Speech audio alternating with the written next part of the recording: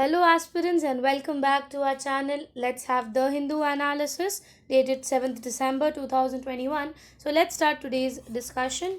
The first article will talk about the yesterday's incident that happened in Nagaland. Government expresses regret over the Nagaland killing. First will let know about the article में क्या चीज़ बता रहा है, उसके बाद थोड़ा सा हम जानेंगे जो नागालैंड के एक एक्ट के बारे में बोला है, जो कि नागालैंड के जो चीफ मिनिस्टर उन्होंने बोला कि इसे स्क्रैप किया जाए, इसको रिपेल किया जाए। सबसे पहली चीज़, आज के पार्लियामेंट सिटिंग में मिस्टर अमित शाह ने ये बोला कि SIT जो है विद इन अ मंथ आपको इन्वेस्टिगेट करके रिजल्ट देगी कि जो सिचुएशन हुआ था या जो भी चीज़ें हुई थी उसका रीज़न किसका है या किसके वजह से हुआ है। Union home minister Amit Shah on Monday express the regret over the deaths of 14 civilians in an botched army operation and assured both the houses of the parliament that special investigation team will complete its probe, and he also said that all the agencies must ensure that such incidents did not recurs while undertaking an operation against the insurgency. So the House or the Home Minister offered and consoled to the families of the civilians who were killed on December 4. Security forces opened fire on the civilian, killing 14 civilians, injuring 11 more in Mon district of Nagaland.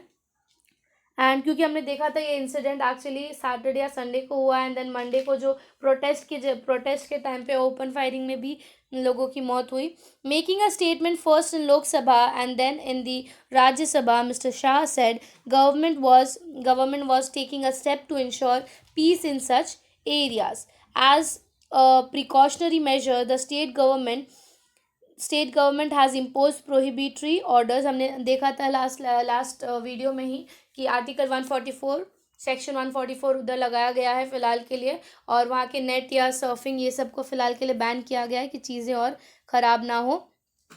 इसी article के related एक continuation में article आया था which stated that Nagaland CM calls for scrapping of AFSPA which is known as AFSPA. ठीक है, जो नागालैंड के चीफ मिनिस्टर हैं मिस्टर रियो, उनका ये बोलना था सबसे पहली चीज़ कि नागालैंड में जो ये एक्ट चलता है उसको आप रिपेल कर दो, जिसको हम अफसा बोलते हैं। पहले देखेंगे ये हमारे लिए एक्सटर्नल सिक्योरिटी और स्टेट इंटरनल सिक्योरिटी के हिसाब से ये टॉपिक इम्पॉर्टेंट है, और इसमें कहीं ना कहीं ये जो एक्ट है, जो ये पीस टॉक है, का लगभग 24 साल से यहाँ पर चल रहा है। सबसे पहले चीज़ मैं आप लोग को बताऊंगी अफसा के बारे में, and then will know more about this. So ये जो अफसा है that is armed force special power act, arm force special power act of 1958। इसको जो है बोला गया था कि हटा दिया जाए, क्योंकि अफसा एक्ट के अंदर ही देखा गया था कि ये इवेंट हुआ था। अफसा जो है या फिर APSPA जो है, ये एक यूनिक लॉ है जो कि आर्म फोर्स, नागालैंड के आर्म फोर्स को ये पावर देता है कि किसी भी डिस्टर्बटेड जगह, कोई भी डिस्टर्ब्ड अगर एरिया हो, वहाँ पर वो स्पेसिफिकली अपने मतलब सिचुएशंस के हिसाब से एक्ट कर सकता है। So the central government, governor of the state and administrator of the union territories can declare a disturbed area और a part of area under AFSPA. तो उस एरिया का जो प्रॉपर डिसीजन या जो भी चीज़ें हैं वो मिलिट्री या वो ट्रूप आर्मी ट्रूप डिसाइड करेगा। The military forces have begun to give authorities to open fire, जिसके अंडर हमने देखा था कि ओपन फायरिंग जो की गई थी, तो ऑब्वियसली ये AFSPA के अंडर ही है कि पर नागालैंड के एक पर्टिकुलर एरिया को उन्होंने डिस्टर्ब्ड एरिया दिया, जिसके अंडर मिलिट्री को वो पावर दिया गया, जिसके अंडर वो मिलिट्री को हक दिया गया कि वो लोग वहाँ पे ओपन फायरिंग कर सकते हैं, किसी को भी अरेस्ट कर सकते हैं विदाउट अ वारंट। कोई भी क्रिमिनल ऑफेंस हुआ तो उसके अगेंस्ट ये लोग डायरेक्ट एक्शंस ले सकते हैं, और इनके अगेंस्ट कोई भी प्रोसिक्यूशंस नहीं होंगे। अफ्स्पा की अगर सिंपल बात करूँ तो इसका सिंपल मतलब ये है कि अगर किसी भी एरिया के अंडर या किसी भी एरिया को अफ्सा के अंडर डाला गया, वो एरिया को डिस्टर्ब्ड एरिया रखा, मतलब डिक्लेयर किया जाएगा, और उसके बाद से वो एरिया के सारे डिसीजन जो है प्रॉपर वहाँ के आर्मी फोर्सेस करते हैं, करेंटली अगर मैं बात करूं, ये जो अप्सपा है या AFSP है, ये जम्मू कश्मीर, नागालैंड, आसाम, मणिपुर और ये सब जगहों पर इम्प्लीमेंटेड है, यूज़ किया जाता है। इम्फाल और अरुणाचल प्रदेश के पार्ट्स में ये यूज़ नहीं करते, but some of the 7 sisters और जम्मू कश्मीर में ये करेंटली वर्किंग है। नाउ अगर आर्ग्यूमेंट देखें या फिर अगर आंसर राइटिंग के हिसाब से हम देखें, क्रिटिकली इवैल्यूएट द सिचुएशन, या ऐसा बोला जाएगा कि आप अपने व्यूज़ बताओ, क्रिटिकली इवैल्यूएट और डिस्क्राइब द सिचुएशन की क्या उसका आर्ग्यूमेंट के फॉर्म में आप लिख सकते हो, क्या फेवर में लिख सकते हो, क्या प्रो या कौन लिख सकते हो। सबसे पहली चीज़, ये जो एक्ट अगर इसकी हम प्रोज बात करें, ठीक है, तो कहीं ना कहीं इट गिव्स क्रिमिनल एक्टिविटी पर डायरेक्ट कंट्रोल रख सकते हो। किसी भी एरिया को आप डायरेक्टली डिस्टर्ब्ड एरिया नहीं बोल सकते। Disturbed area without any proofs आप डिक्लेयर नहीं कर सकते। उधर ऐसे सिचुएशंस होते हैं जिसके वजह से आप उसको, उस एरिया को डिक्लेयर करते हो डिस्टर्ब्ड एरिया, सो दैट अगर ये अफस्पा लगा रहा तो डायरेक्ट कंट्रोल की वजह से वो लोग सिचुएशंस हैंडल कर सकते हैं। तो कहीं ना कहीं मिलिट्री या फिर जो एंटी सोशल एक्टिविटीज़ वहाँ पे होता है उसको आप कंट्रोल कर सकते हो, वो अप्रोच आप रिड्यूस कर सकते हो। दूसरी चीज़, जो ग्रुप्स होते हैं जो कि वायलेंस और ये सब में है, वो लोग कहीं ना कहीं गवर्नमेंट पे बहुत प्रेशर रखते हैं कि उनकी नेक्स्ट एक्टिविटी क्या होगी। गवर्नमेंट या being a part of government आप डायरेक्ट एक्शन नहीं ले सकते, बट अगर ये रूल रहा वहाँ पे तो they can take an action against them, because situations वैसे हैं। सो ये सब आपके पॉइंट्स फेवर्स में जाते हैं when it comes to this act, ठीक है। वेयर एज अगर मैं बोलूँ कि इसके कॉन्स क्या हो सकते हैं, कहीं ना कहीं कितने बार ऐसे भी हम नोटिस कर सकते हैं कि आप इस एक्ट को सिंबल ऑफ हेट्रेड की तरह यूज़ करते हो किसी भी, क्योंकि आप लोग, आपके पास वो पावर है कि आप ओपन फायर कर सकते हो, आप किसी को भी अरेस्ट कर सकते हो। तो यू नेवर नो, शायद किसी का ग्राजेस होगा किसी को लेकर, तो अंडर दिस एक्ट वो लोग किसी को भी अरेस्ट कर लेंगे, क्योंकि उनको विदाउट वारंट भी दे कैन अरेस्ट। तो एक सिंबल ऑफ हेट्रेड की तरीके से भी इसको यूज़ कर सकते हैं लोग, क्योंकि अगर मैं बात करूँ 2004 में एक कमेटी बैठाई गई थी, जीवन रेड्डी कमेटी, जिन्होंने ये बोला गया था कि ये एक्ट जो है वो as a tool of oppression और हेट्रेड यूज़ किया गया था कुछ मिलिट्री फोर्सेस की तरफ से। 2014 के कमेटी में ये बोला गया था। तो सिंबल ऑफ हेट्रेड भी बन सकता है ये। कितने बार अगर मैं बात करूँ, सिक्योरिटी फोर्सेस जो हैं इसको अपने वेपन की तरह भी यूज़ करते हैं। They use this as a immunity to them, क्योंकि ये कैसा है, इसके अंदर आपको एक अथॉरिटी मिल जाता है, एक इम्यूनिटी मिल जाता है कि आप कुछ भी कर सकते हो। सो आर्म फोर्स को एक अथॉरिटी मिल सकता है, वो किसी को भी मार सकते हैं, किसी को भी अरेस्ट कर सकते हैं, किसी के अगेंस्ट भी कोई भी एक्शन ले सकते हैं। तो एक इम्यूनिटी की तरह वो लोग यूज़ करते हैं, which is not wrong, which is not right, I am really sorry, which is not right. दूसरी चीज़, ह्यूमन राइट्स को वायलेट करते हैं कितने बार ये चीज़, बिकॉज हमारे पास हमारा फंडामेंटल राइट्स है जो हमें बोलता है कि हमें ह्यूमन राइट्स मिले हैं। हमारे फंडामेंटल राइट्स हमें ये प्रोवाइड करते हैं कि we have right to privacy, we have right to speech, ठीक है, then we have right to this, हमारे जो रिट्स हैं। और इसमें क्या है, आप डायरेक्ट अरेस्ट कर लो विदाउट एनी वारंट, आप डायरेक्ट किल कर दो, ओपन फायर कर दो। कहीं ना कहीं ह्यूमन राइट्स भी हैम्पर होते हैं, हमारे फंडामेंटल राइट्स भी इसकी वजह से हैम्पर होते हैं। देन दूसरे अगर कौन या इसके नेगेटिव पार्ट बताऊं, तो कहीं ना कहीं ये जो नागालैंड को लेकर और कहीं ना कहीं मणिपुर को लेकर भी ये एक्ट फिलहाल बहुत कंसर्न में है, बिकॉज दोनों ही जगह पर ओपन फायरिंग की जा रही है, और क्योंकि कोई क्वेश्चन नहीं कर रहा तो they are using this act.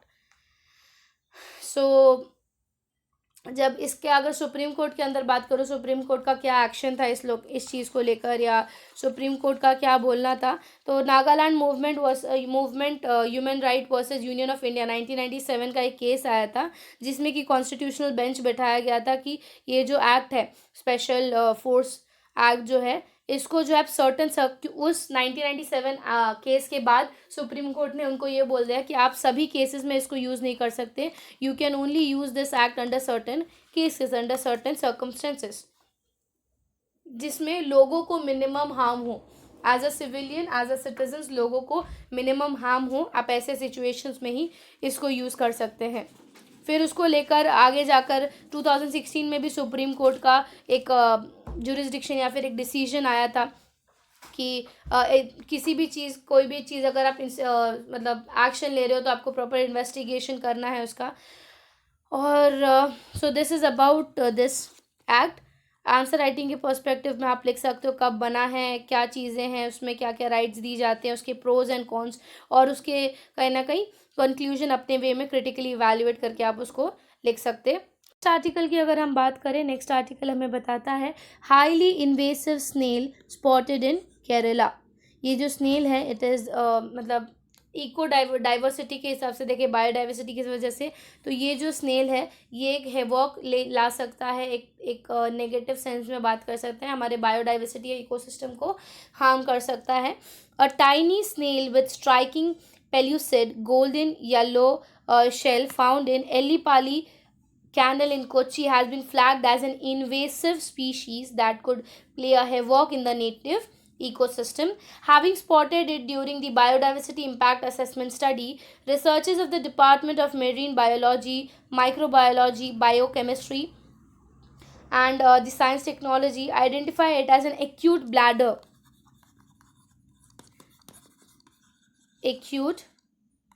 Bladder, जिसको इन्होंने बाइसेला फिजेला अक्यूटा नाम दिया है,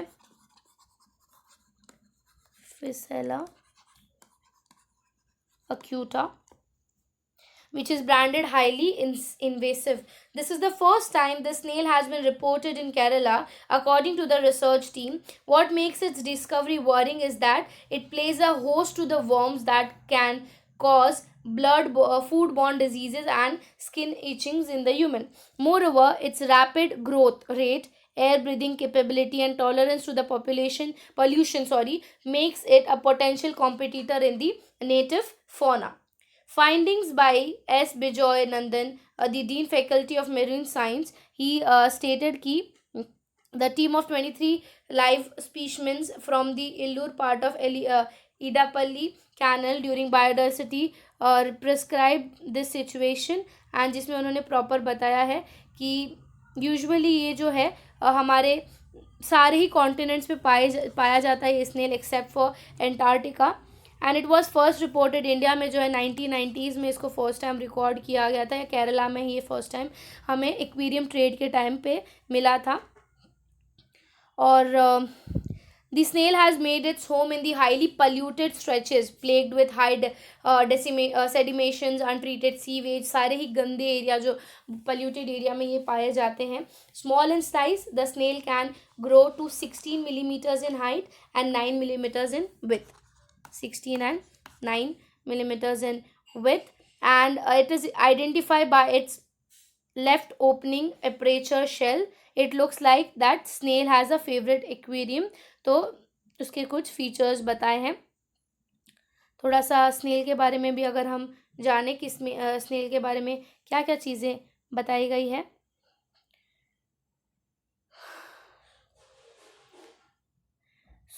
हाँ, अभी प्रीलिम पॉइंट ऑफ व्यू से आपको याद रखना है ये जो स्नेल है इन्वेसिव है, किस पॉइंट ऑफ व्यू में इन्वेसिव इसको बोला गया है, क्या चीज़ें मतलब किस चीज़ पे बोला गया है, कहाँ कहाँ पाए जाते हैं, फर्स्ट टाइम कहाँ पे मिला, कहाँ नहीं पाया जाता है ये, ठीक है। अगर मेन इसकी नेटिव बात करें तो ये नॉर्थ अमेरिका का स्पीशीज़ है, जो कि अभी सभी इसका जो मेन ओरिजिन है वो नॉर्थ अमेरिका है। नॉर्थ अमेरिका में इसका ओरिजिन फर्स्ट टाइम मिला था, और उसके बाद अब सब जगह मिलता है except for Antarctica. And this snail जो है ये ग्लोबली हाई इन्वेसिव स्पीशीज़ है, इसका growth rate is very high, और पॉल्यूशन को बहुत टॉलरेंट है, पॉल्यूशन को बहुत देर तक झेल सकता है, सो इसका growth is very high.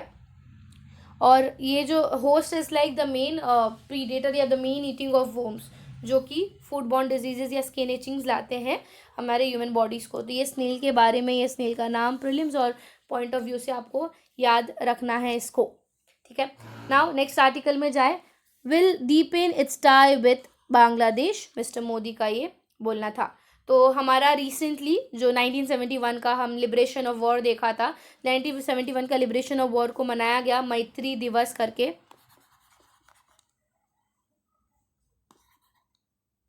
Give me a minute.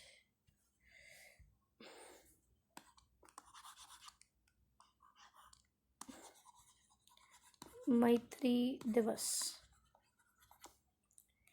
मैत्री दिवस मनाया गया जिसमें कि इंडिया ने बांग्लादेश को एक इंडिपेंडेंट कंट्री बनाया गया था 1971 में। हमारे इंडियन प्राइम मिनिस्टर ने 50 इयर्स ऑफ रिलेशनशिप बताया विद बांग्लादेश, और ये बोला कि India would further expand it's tie with Bangladesh. दूसरी चीज़ ये भी देखी गई थी कि बांग्लादेश के प्राइम मिनिस्टर ने कहीं ना कहीं ग्रेट ग्रैटिट्यूड दिखाया मेंबर्स ऑफ इंडिया को for their help during the liberation या during the war of liberation. तो एक बार आर्टिकल देख लेते हैं, आर्टिकल में क्या क्या चीज़ें बताई गई हैं।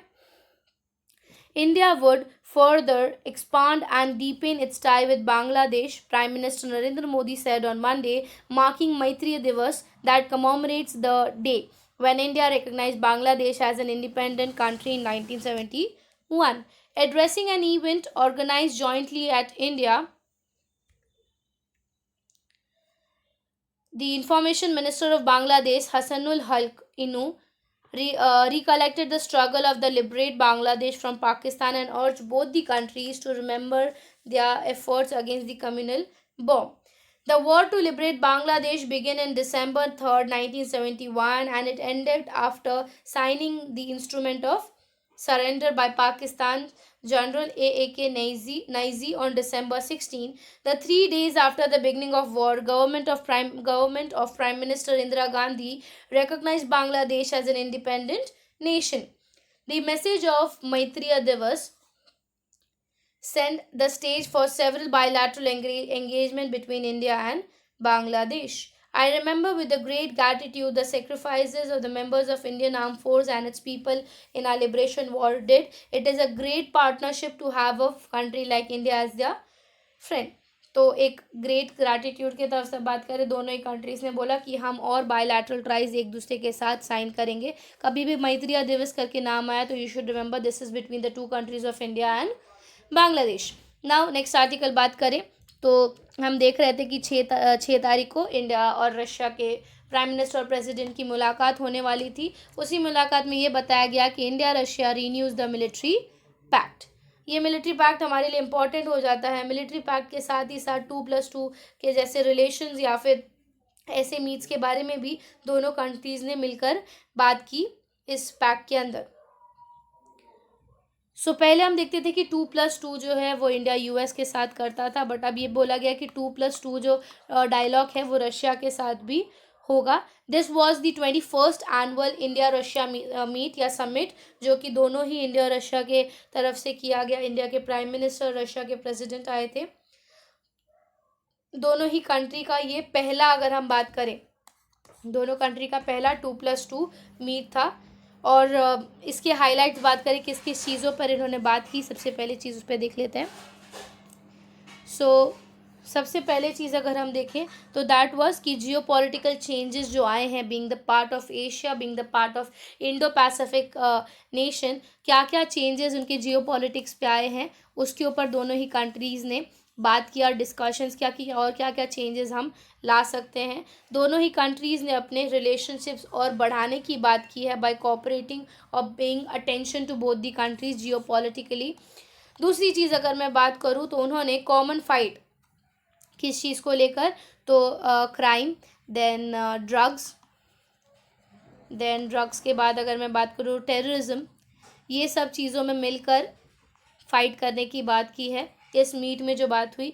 तीसरी चीज़ जो है, दोनों ही कंट्रीज़ ने अपना सेटिस्फैक्शन या दोनों ही कंट्रीज़ ने स्पेशल प्रिविलेज स्ट्रैटेजिक पार्टनरशिप के बारे में बात की है, जो कि दोनों कंट्रीज़ के बीच में होगी, special privilege strategic partnership.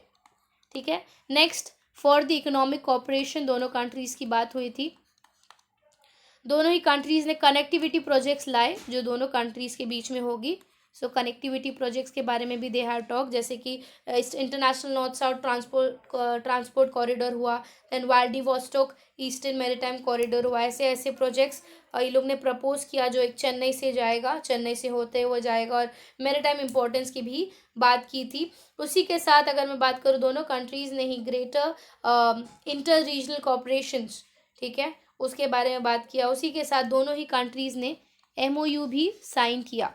MOU किस चीज़ को लेकर, तो बहुत सारी चीज़ों, commercial organization, then energy, science, technology, property, then outer space exploration, cultural exchange, education, ऐसे टोटल 28 एग्रीमेंट्स MOU साइन हुए हैं दोनों कंट्रीज़ के बीच में। उसी के साथ रिसेंटली हमने देखा था कि